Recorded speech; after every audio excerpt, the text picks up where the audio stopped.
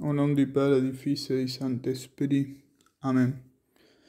Nous commençons aujourd'hui avec ce premier dimanche de l'Avent, l'un des temps dits forts de l'année liturgique. Ce sont des moments qui font toujours référence au mystère sacré du Christ et qui nous rappellent un aspect de la vie chrétienne. Ce sont des moments à mettre à profit pour intensifier ces différents aspects.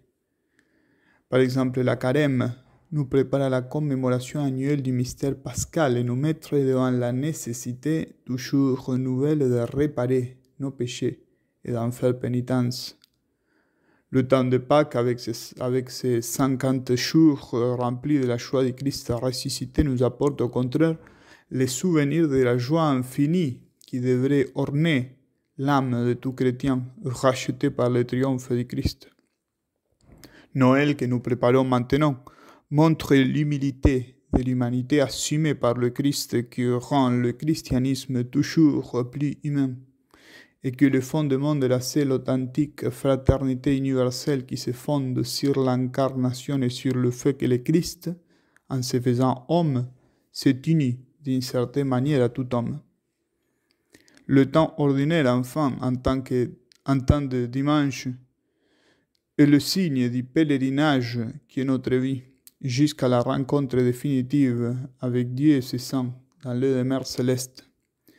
Et pour sa part, l'Avent, le temps qui nous prépare à la naissance du Verbe incarné, a une finalité très claire qui est toute une spiritualité, parce que l'attente de Noël, de l'apparition du Christ dans la chair mortelle, est une image de notre espérance.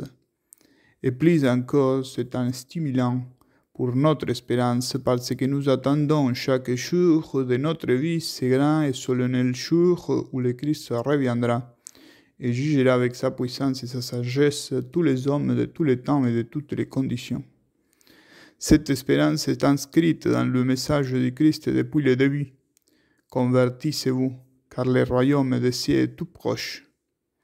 En fait, attendre la seconde venue de Jésus devrait nous mettre sur un chemin de conversion continue que le chemin de l'Avent. Cette conversion nous présente un double comportement, la certitude et le désir. Nous sommes certains, et nous devons essayer d'être toujours plus certains, que le Christ est venu dans le monde, qu'il nous a sauvés par sa croix, qu'il a vaincu la mort et le péché. Et nous sommes également certains et très convaincus qu'il reviendra et que lorsqu'il réapparaîtra, ce sera sa venue définitive car son royaume n'aura pas de fin. Mais cette assurance surnaturelle ne s'oppose pas et ne diminue pas le désir intense et confiant que nous devrions avoir pour que cette venue de Christ se réalise. Au contraire, la certitude doit nourrir le désir. C'est la paradoxe de la foi et de l'espoir. Nous sommes certains de ce que nous ne voyons pas, et nous sommes sûrs de posséder ce que nous ne possédons pas.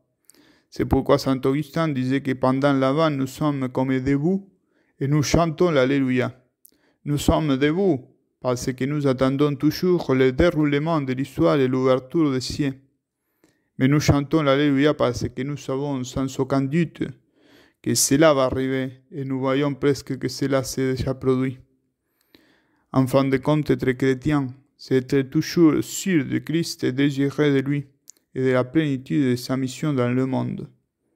Que cet Avent nous trouve porteurs d'une foi inébranlable et d'une espérance infatigable, grâce auquel nous pourrons affronter tous les obstacles qui nous apparaissent sur notre chemin de salut et de sanctification, et qu'il nous trouve désirant de le royaume futur, où nous régnerons nous aussi avec notre roi, le Christ, et avec sa mère, la Sainte Vierge, à qui nous demandons de nous obtenir ces grâces. Au nom du Père et du Fils et du Saint-Esprit. Amen.